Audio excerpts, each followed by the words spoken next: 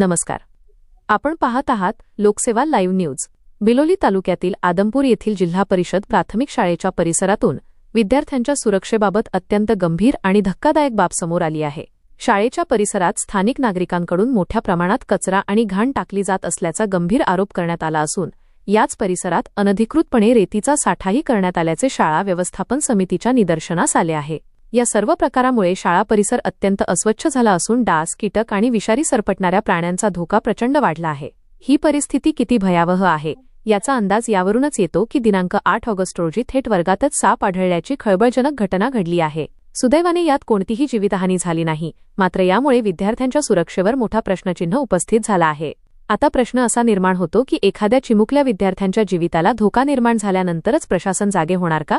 या संपूर्ण गंभीर प्रकारानंतर शाळा व्यवस्थापन समितीने ग्रामपंचायत प्रशासनाकडे लेखी निवेदन दिले आहे. शाळा परिसराची तातडीने पूर्ण साफसफाई करून कचरा हटवावा आणि विद्यार्थ्यांच्या सुरक्षिततेसाठी आवश्यक त्या सर्व प्रतिबंधात्मक उपाययोजना कराव्यात अशी ठाम मागणी या निवेदनाद्वारे करण्यात आली आहे. दरम्यान शाळा व्यवस्थापन समितीच्या अध्यक्षांनी यावर अत्यंत स्पष्ट आणि आक्रमक भूमिका मांडली आहे.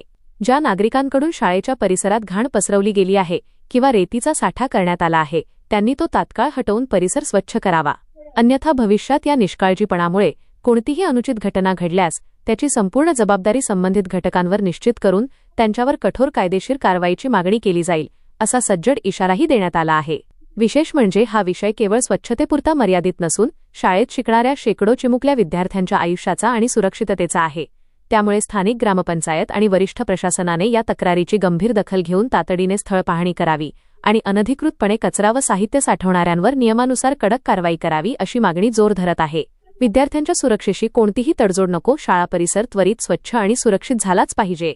कॅमेरामनसह मुख्य संपादक कमलाकर जमदडे, लोकसेवा लाईव्ह न्यूज, बिलोली. आपल्या परिसरातील ताज्या घडामोडी आणि बातम्या पाहण्यासाठी आमच्या चॅनलला सबस्क्राईब करा, शेअर करा आणि लोकसेवा लाईव्ह न्यूजला फॉलो करायला विसरू नका.